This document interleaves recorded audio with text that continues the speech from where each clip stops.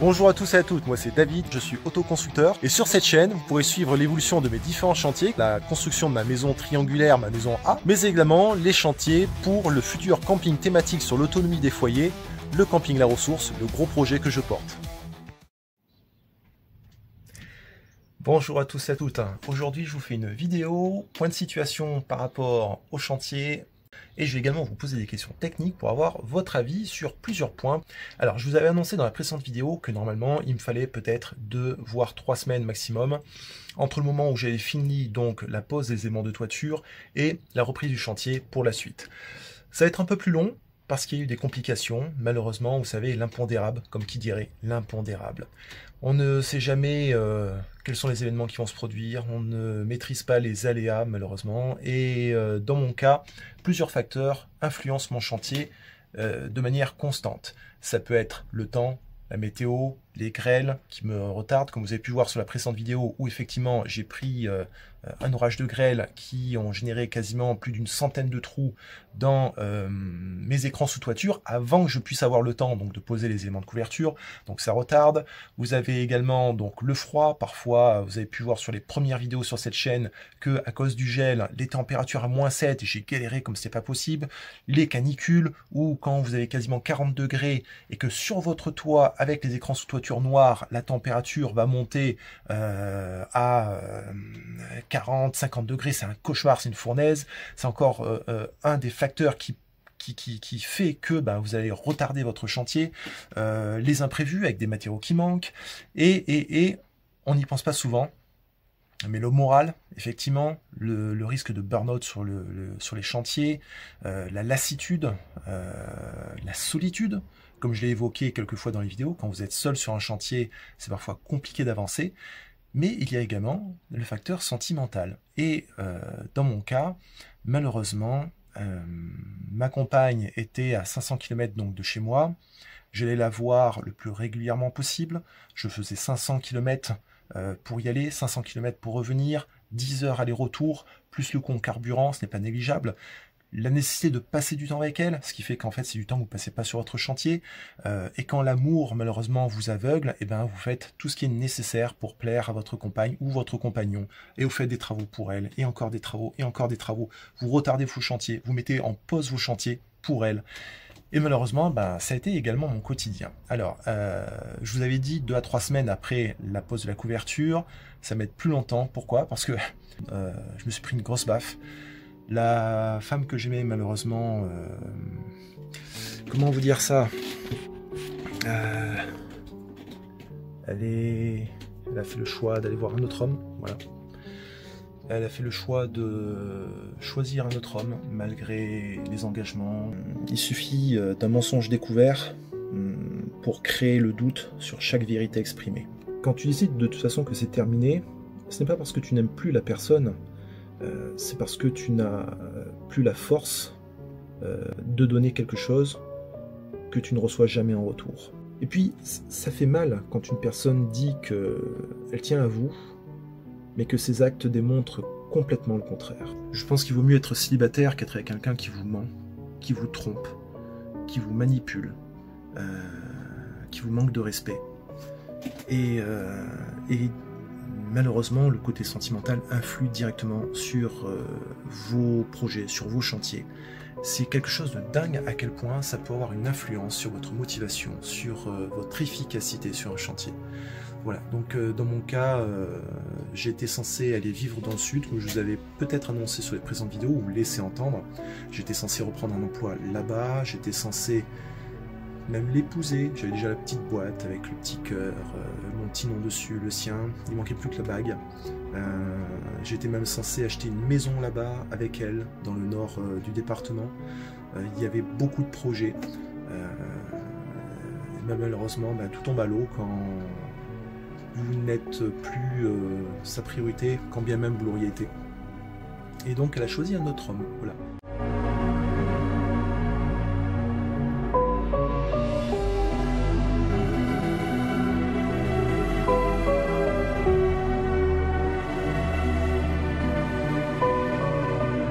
Donc ça va peut-être faire plaisir à certains, mais je vais rester sur le 03, l'Allier, Coutançouz. et je vais reprendre mes projets initiaux. Donc avec beaucoup de semaines de perdus, de retard qui avaient été donnés donc à ma moitié, qui ne l'est plus. Voilà, donc ça c'est pour l'information. Et donc forcément, les 2 à 3 semaines que je vous ai annoncées ça va être un petit peu rallongé parce que il faut guérir de ça, il faut que vous puissiez ressortir plus fort, plus résistant, tirant les leçons donc de tout cela, comme quoi l'amour aveugle, quand vous n'êtes pas forcément avec la bonne personne, ça peut poser problème. Voilà. Surtout quand cette personne vous ment les yeux dans les yeux, je t'ai choisi, c'est toi que je veux, etc. Mais non, c'est malheureusement, tout le monde n'a pas cette force morale, cette force psychologique pour dire je veux, je tiens, je fais le nécessaire pour que la relation perdure. Voilà, bon bref, ça c'était la petite parenthèse. Donc, le côté séparation, je vous en ai abordé la chose vite fait. Aujourd'hui, il faut que je rebondisse. Encore quelques jours à morfler comme il se faut, parce que effectivement, quand vous avez quelqu'un dans la peau, vous l'avez dans la peau, vous pensez le matin, midi et soir. C'est pas facile. Donc, il faut que le temps fasse son effet, et malheureusement, pour aller sur un chantier avec la boule au ventre, c'est pas facile. C'est pas facile du tout. Donc il faut tenter d'oublier. De toute façon, elle est dans les bras d'un autre, elle ouvre ses jambes pour un autre, donc voilà, bon bref. Donc plus de déménagement, les projets donc reprendront sur Coutances. Au niveau de l'avancée des chantiers, je vous avais dit que il fallait que je retape 2 maisons sur Vichy afin de les remettre en location. Une de ces 2 maisons est finie. Ça y est, j'ai réussi, malgré les événements, à finir l'une d'elles. La deuxième, je pense en avoir encore pour... J'ai fait le point hier, il y a encore du taf, il y a encore du taf. Il y a encore bien pour 2 bonnes semaines de travail. Donc voilà. Après, par contre, le truc à savoir, c'est que financièrement, pour reprendre le chantier de la maison triangulaire, les comptes sont à 0. Il faut, comme je vous avais expliqué sur la précédente vidéo, que je me réapprovisionne, que je puisse remettre de l'argent de côté, au moins ne serait-ce qu'une sécurité. On ne sait jamais ce qui peut se passer demain, même s'il y a un problème sur une maison, sur un locataire, qui a des travaux de dernière minute à déclencher, il faut au moins avoir 1, 2, 3 000 euros de côté par sécurité. Le truc, c'est que si je reprends le chantier de la maison triangulaire maintenant en l'état, ça va représenter un risque s'il y a la moindre merde qui se produit. Donc, je vous avais dit que j'allais chercher un job dans le sud, et finalement, je vais peut-être chercher un job dans le 03. 3 mois, 6 mois maximum, à voir. J'ai peut-être une alternative qui s'est présentée. Il va se reconnaître de t'aider sur tes propres chantiers à toi, sur 1 ou 2 mois max. Ce qui veut dire que là, on est en août, ça ferait septembre-octobre. Septembre-octobre, je mettrai à disposition mes compétences. Et auquel cas, ça voudrait dire que septembre-octobre, donc fin octobre, au plus tard, je pourrai reprendre le chantier de la maison triangulaire, plein pot, et j'aurai le budget pour finir. Donc ça, c'est très important. Ensuite, un autre point. Donc, l'avancée des chantiers, je vous en ai parlé. Si vous saviez ce que j'ai vu, si vous saviez ce que j'ai découvert sur les chantiers, mais c'est horrible. Après, on se demande pourquoi il y a une section de plus en plus draconienne, de plus en plus sévère par rapport aux locataires. Franchement, vous savez, il suffit que sur 10 personnes, il y ait une qui merde, et en fait, vous avez un soupçon sur l'ensemble. C'est malheureusement comme ça dans toute communauté humaine, quelle qu'elle soit, l'armée, le renseignement, la police, les pompiers, même dans le domaine de la maçonnerie. Vous avez toujours, et c'est inévitable, c'est statistique, c'est comme ça, vous avez toujours des dérives. Malheureusement, regardez un peu ce que moi j'ai trouvé sur mes chantiers, mais c'est horrible quoi. Donc bon bref, tout ça pour dire que vous envisagez des travaux qui vont durer 1 semaine, ça dure 2 semaines parce que vous découvrez de nouvelles choses qui ne vont pas, et puis il faut refaire derrière, voilà. Ensuite, concernant les travaux, la reprise de la maison triangulaire, avant la reprise plein pot du chantier. Je me permets de vous poser des questions. Si jamais vous avez les compétences, n'hésitez pas à me faire part de votre avis, parce que je les lirai jour après jour. Ça peut être intéressant, encore une fois, vous étiez nombreux à me donner des idées exceptionnelles sur les précédentes vidéos, sur certaines problématiques que je vous avais évoquées, notamment les difficultés par rapport au renforcement du pignon d'une maison triangulaire comme la mienne, et puis face à d'autres problèmes qui avaient été évoqués. Merci beaucoup encore une fois d'avoir contribué en me donnant vos avis. Alors, effectivement, tous les avis ne sont pas bons à prendre, hein, mais le simple fait que vous contribuez, un grand merci à vous pour cela. Voilà, quand bien même vous sortez une connerie, c'est pas grave, n'hésitez pas à la sortir, mais au moins on la prend en compte, on peut la lire, et puis ça peut être utile pour la communauté. N'hésitez pas, encore une fois, vous-même, si jamais vous voyez que dans les commentaires, il y a certaines personnes qui donnent des avis et vous trouvez que c'est complètement irréaliste ou pas faisable, n'hésitez pas à intervenir. Mais par contre, argumentez, ne dites pas couillon, ça marche pas. Non, non, non, s'il vous plaît, pas d'insultes, mais répondez et argumentez, c'est génial, parce que parfois même j'ai pas le temps de répondre, n'hésitez pas à le faire, et puis on peut être à plusieurs pour intervenir, pour apporter des éléments complémentaires, et c'est ça la richesse en fait de ce genre de partage, c'est qu'en fait chacun peut contribuer et apporter sa pierre à l'édifice, et vous savez ce qu'on dit, ensemble on avance plus vite, voilà.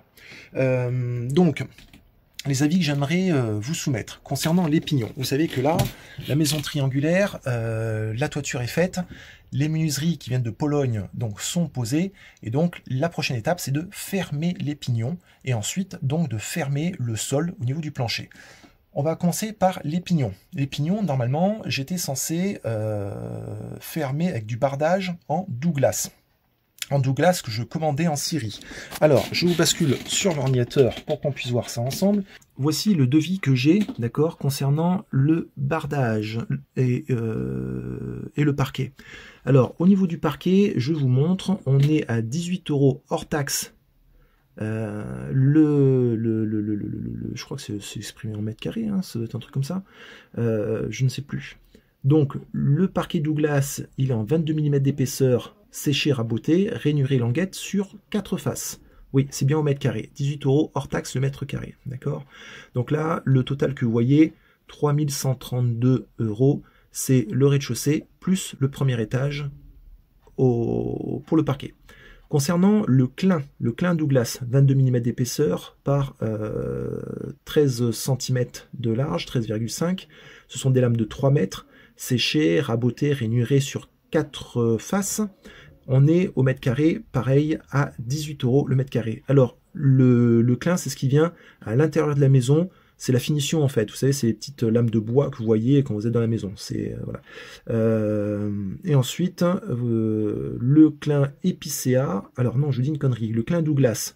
Le clin Douglas, c'est ce que moi j'appelle bardage. C'est ce qui ira à l'extérieur. Et le clin épicéa, c'est ce qui ira à l'intérieur. Donc, les pignons, normalement, je suis censé les faire en Douglas.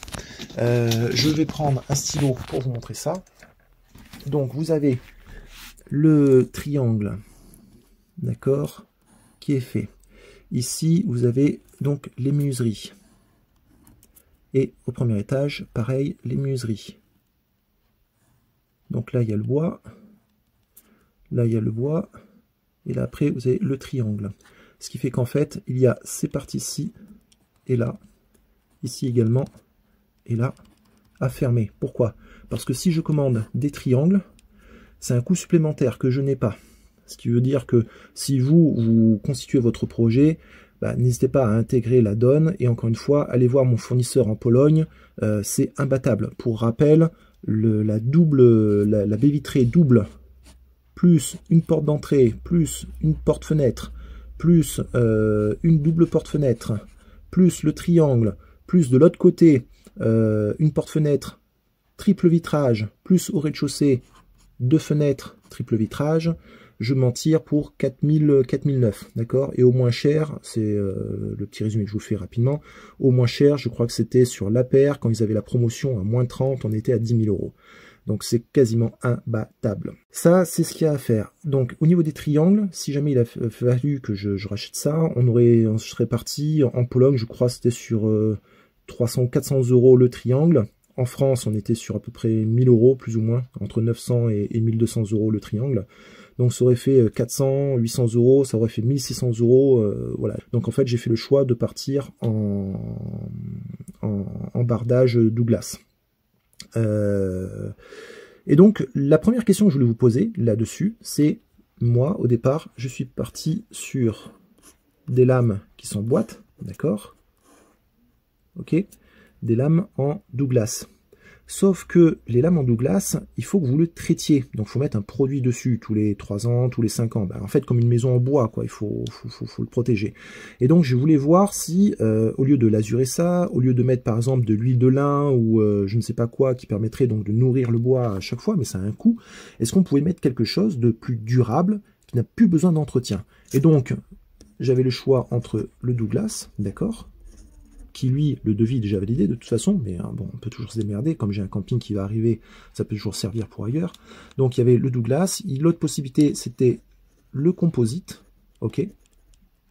Donc le composite, pour rappel, c'est un mélange de bois, de matière additive qui fait que ben, c'est censé être imputrescible, pas besoin de traitement, etc. Mais le composite, là où ça me gêne, c'est que déjà ça dilate en plein été, quand il fait très chaud. Et surtout, c'est potentiellement cassant, quand bien même c'est censé être plus résistant. Bon, le Douglas, je ne sais pas si vous avez vu les tests d'impact que j'ai fait sur les couvertures en bois. Bon, certes, c'est pas du Douglas, mais quand vous balancez du 25 kg dessus, ça ne pète pas, quoi, ça rebondit. Alors je me dis qu'en cas de grêle, donc de grosses grêles qui tomberaient, le Douglas, ça serait top. Le seul point qui me gêne, c'est l'entretien, tous les 3 ans, tous les 5 ans, de devoir passer un produit. Alors certes, je suis d'accord avec vous, on ne peut pas tout avoir, le beurre et l'argent du beurre. Le composite, le risque, c'est que ça fissure potentiellement avec la grêle ou que ça casse sur certains morceaux. C'est la crainte que j'ai. Ou encore, l'autre possibilité, c'est des parties en acier. Donc du bardage en acier. Imitation bois. J'ai vu, c'est très très joli. Le truc avec ça, je pose le téléphone ici, parce que évidemment je ne suis pas chez moi, donc tout mon matériel informatique n'est pas installé, donc je ne peux pas vous faire des vidéos de qualité professionnelle comme la plupart des youtubeurs. Donc on était sur la partie bardage, d'accord. Je vous disais que sur la partie composite, j'étais sceptique sur la résistance et le risque de cassure en cas d'impact de cross-grêle. Et donc j'ai regardé par rapport effectivement au tôle en bardage imitation bois premium. Ce serait du métal. Alors c'est très beau, d'accord, on dirait vraiment du bois, sauf que l'épaisseur du métal est relativement fine. Alors forcément, vous n'allez pas mettre des plaques d'acier de 2 cm, comme si vous faisiez un blindage pour un char d'assaut, c'est logique. Si jamais il n'y a pas de grêle, c'est top. Sauf que là, il y a 2 problèmes qui peuvent en émerger. Le premier, c'est en cas de forte chaleur, soleil, etc. Vous avez intérêt de sacrément bien isoler derrière, parce que ça va taper, c'est du métal, ça va chauffer. Le deuxième point, c'est qu'en cas de grêle battante de manière frontale, le risque, c'est que vous allez retrouver, encore une fois, avec une toiture type 14-18. En fait, je révoque le même problème avec la fermeture des pignons, avec ce type de bardage en acier, en métal, que la vidéo que j'avais fait, que j'avais évoquée avec vous sur le choix de la couverture. Je rappelle rapidement, d'accord? J'avais eu le choix entre les couvertures en plaque, en tôle plane, avec légèrement, avec des petites formes de temps en temps à tous les 30-40 cm, ce qu'on met habituellement sur des maisons A.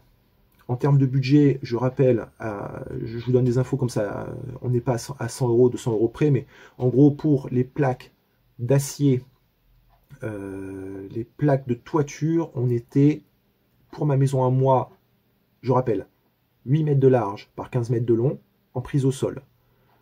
Des triangles de 8 mètres.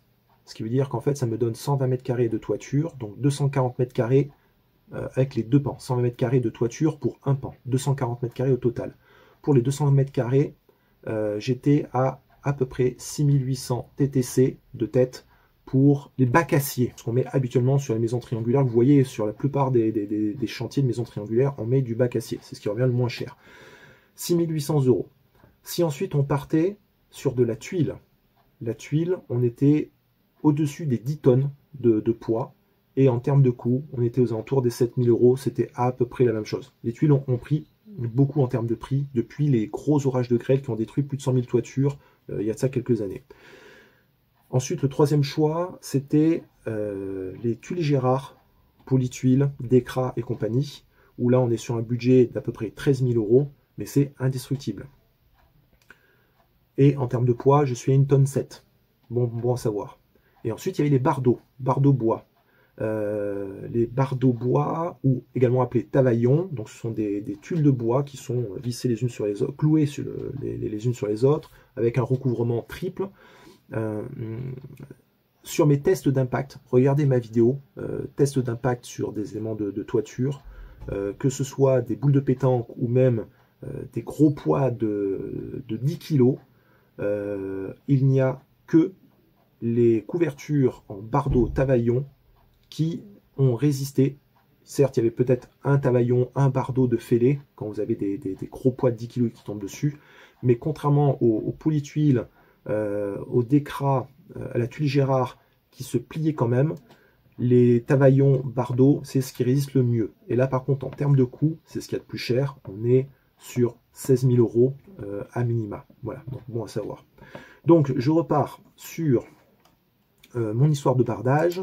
Donc, je vous ai évoqué mes craintes par rapport au composite, avec les impacts directs des grêles, et donc que ça fissure, ça dilate en été. Et la partie bardage en acier, ma crainte, c'est que en cas de grêle frontale, eh ben, ce soit exactement comme dans mes tests d'impact, c'est-à-dire que vous allez vous retrouver avec des bosses sur la façade, et ça, c'est pas top. Alors, vous allez me dire, mais quelles sont les probabilités? Encore une fois, sur mon chantier, on part du principe qu'on prend les pires cas possibles climatiques. Tempête, grosse grêle exceptionnelle, etc., etc. Et donc, s'il retombe le même type de grêle qui est tombé il y a quelques semaines, regardez mes vidéos, là, remontez en arrière, c'est, je crois, il y a 4 ou 5 vidéos, ou 6, un truc comme ça, vous verrez les grêles qui ont détruit mes écrans sous toiture. Si ce même genre de grêle retombe alors que j'ai mis un bardage en métal, imitation bois, ce sera la cata, parce que là, ce sera 14-18, il faudra tout redémonter, il faudra virer les lames, ça va être la cata. Donc, en fait, la question que je voudrais vous poser, vous, concernant, si jamais vous deviez faire votre maison triangulaire, ou même si vous l'avez déjà faite, et que vous aviez la possibilité de le refaire, est-ce que vous partiriez, comme c'est prévu initialement, sur un bardage en bois, Douglas? Malheureusement, il faudra le traiter tous les 3 ans, tous les 5 ans. Est-ce qu'on considère que malheureusement c'est comme ça, il faut l'accepter, et donc il faut prévoir le coût du produit que vous allez remettre à chaque fois, l'huile de lin ou je ne sais pas quoi d'autre, qui va s'imbiber dans le bois, ou est-ce qu'on met une lasure, donc une sorte de film par-dessus pour le protéger, ok, ou est-ce que vous partiriez sur d'autres options? Je suis ouvert là-dessus. Ça, c'était la première question. Deuxième question, je prends mon petit papier. Le renfort parquet et bois. Ouais, alors ça par contre, c'est également un gros truc qui va arriver, et tant mieux que je vous en parle sur la vidéo tout de suite, parce que comme ça permet d'anticiper, de voir vos réponses, et vous allez me dire ce que vous en pensez. Alors, je bascule la caméra pour vous montrer le dessin. Donc, au niveau de mon plancher, d'accord? Là, donc vous avez la maison, hop, hop, qui est comme ça, voilà. Et donc, il faut bien s'imaginer que là, sous la toiture, vous avez tous les triangles, d'accord, qui remontent. Et les triangles repartent comme ça. Jusque-là, ok. Donc, je vous rappelle la structure de mes triangles. Donc, vous avez un bastin qui est comme ça, hop. Là, vous avez un autre bastin qui monte, et vous avez un deuxième bastin pris en sandwich. Ok. Et là, donc, vous avez les boulons qui fixent le tout. Bien. Et donc, moi, ce qu'il faut que je fasse, c'est que là, vous pouvez marcher sur les bois, mais au centre, donc il y a du vide. Si on regarde sur le côté, ça fait ça, hop. Là, on a un autre triangle, ça fait ça, ok. Et donc, par-dessus, je suis censé avoir du parquet, le fameux parquet Douglas. Moi, ce qu'il faut que je fasse, c'est qu'il faut que je renforce avec des entretoises. C'est-à-dire que là, en fait, vous avez 8 mètres au niveau du bois, et après, ça remonte. D'accord? Et donc, 8 mètres, vous avez un risque d'affaissement vers le bas quand vous mettez des charges, des gros meubles, etc. Et donc, l'idée, c'est qu'on mette des entretoises, c'est-à-dire un morceau de bois. Dans mon cas, ça doit faire... alors, attendez, je vous dis une connerie. C'est pas ici, l'entretoise. L'entretoise, elle doit être entre les deux, là. C'est-à-dire que là, en fait, on va mettre un morceau de bois entre les deux triangles, sur la base, et c'est censé être tenu. Sauf que moi, comme j'ai 2 bois, je ne peux pas mettre une vis qui va venir dans le morceau de bois. Là, je vous mets sur le côté comme ça pour que vous puissiez comprendre la forme du dessin, d'accord? Hop. Et là, vous avez votre entretoise ici. Et on va dire, par exemple, au bout d'1,50 m ou 2 mètres, vous mettez une autre entretoise. Et on va mettre une autre entretoise ici. Donc là, hop, ça fait comme ça. Voilà. Là. Et donc ça, en fait, là, si vous aviez un seul bois, on peut mettre la vis directement sur le côté. Mais comme moi, j'ai un autre bois qui est 6 cm à côté. Pourquoi 6 cm? Parce qu'en fait, c'est l'épaisseur de celui-ci qui remonte. D'accord? C'est pris en sandwich. Là, il faut vous imaginer qu'il y a le bois qui remonte en l'air.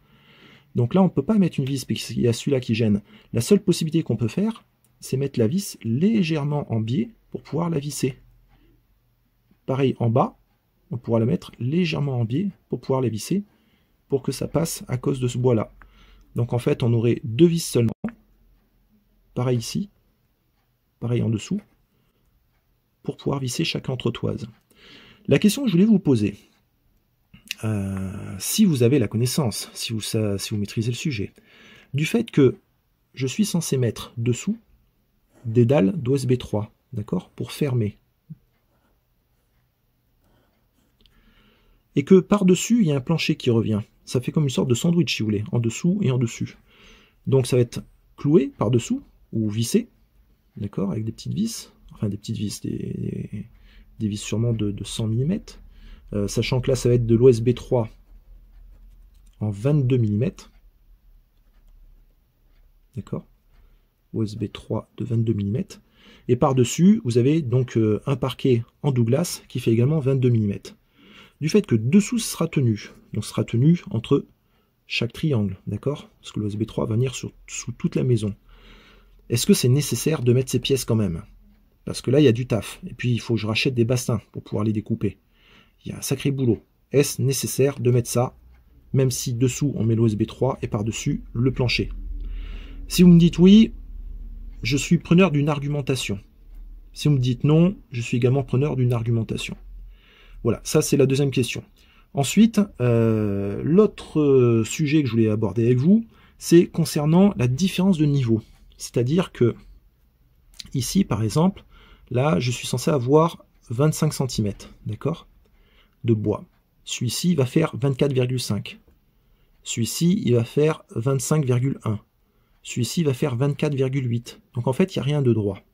Le truc, c'est quand je vais mettre mon parquet dessus, le parquet va peut-être tenir sur celui-là. Il ne tiendra pas sur celui-là parce qu'il va manquer 2 mm. Il va peut-être toucher ici. Et là, il va manquer peut-être 5 mm. Vous voyez?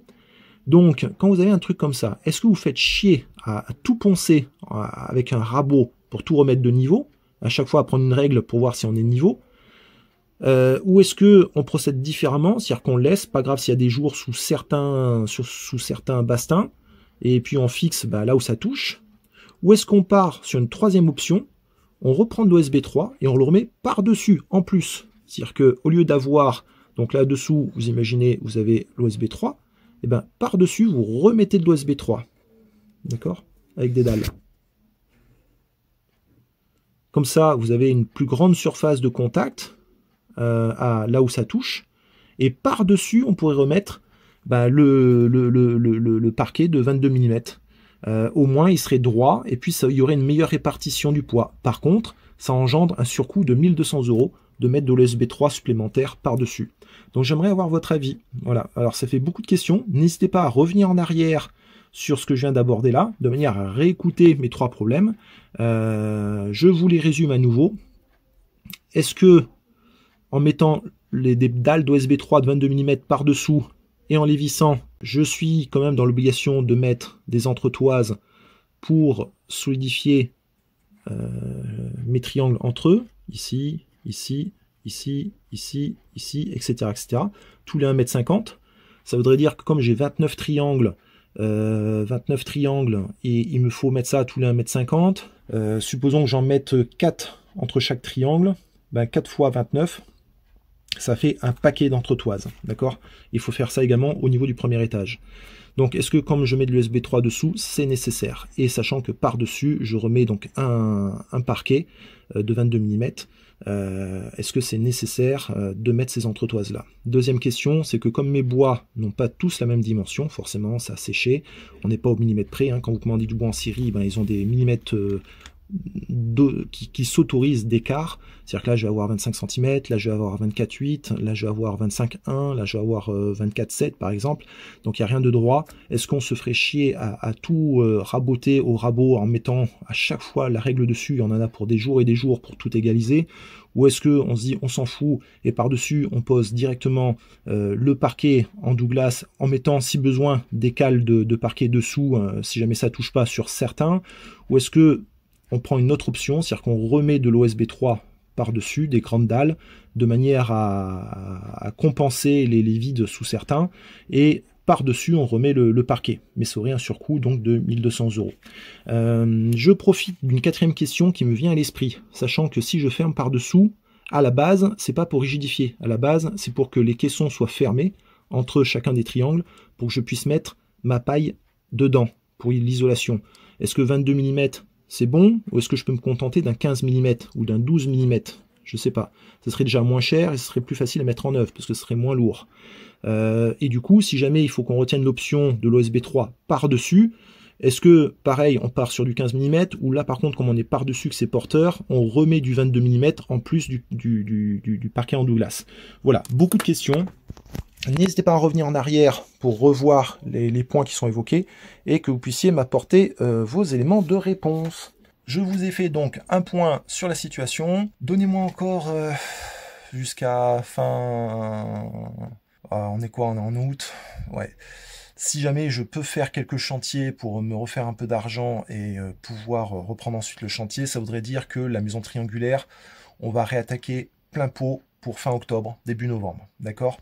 Sauf si je reprends un job à voir.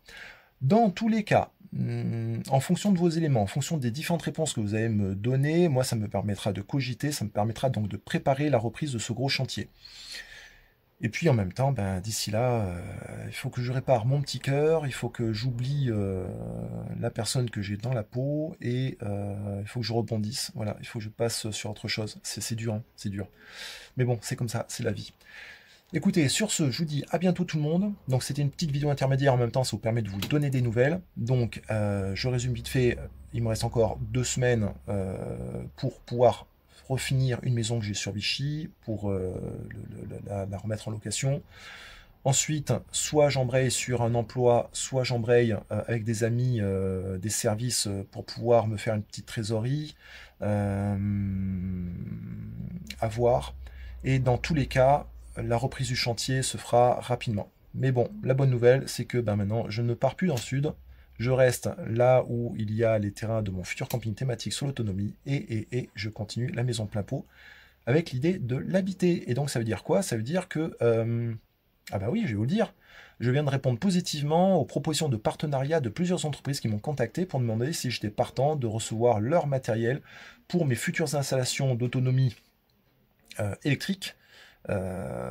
Sachant que ils partent sur le profil suivant, c'est que je ne suis pas un électricien, je ne suis pas un professionnel de l'autonomie, je découvre au fur et à mesure, c'est un sujet qui me passionne, et par conséquent je pourrais vous exposer le ou les matériels qu'ils m'envoient et qui vont m'intéresser moi personnellement, avec une optique de débutant, de personnes qui découvrent la chose, et donc il n'y aura pas forcément de termes techniques, vous êtes à tant de voltage, tant de ceci, tant de cela, non, je vous donnerai véritablement une vue de quelqu'un qui ne s'y connaît pas, qui le sent ou qui le sent pas, et qui, en fonction de son usage, vous dira clairement, pour moi c'est de la merde ou pas, voilà, hein, donc, bon, au moins ce sera direct. Je vous dis à bientôt, si vous allez en vacances, écoutez, profitez, soyez prudents, et n'oubliez pas, la vie est courte, profitez de votre femme, de votre homme, ravivez la flamme si possible. Le plus important, c'est l'engagement et de faire tout ce qui est nécessaire pour faire perdurer le couple et l'amour. Et tout le monde n'en est pas capable. Donc je viens d'en faire les frais, moi, de mon côté. J'espère que vous serez heureux. Et je vous dis à très vite. Abonnez-vous si vous voulez recevoir les notifications donc, de mes prochaines vidéos pour ne pas les rater. Et je vous dis à bientôt tout le monde. Et merci de me suivre. Salut!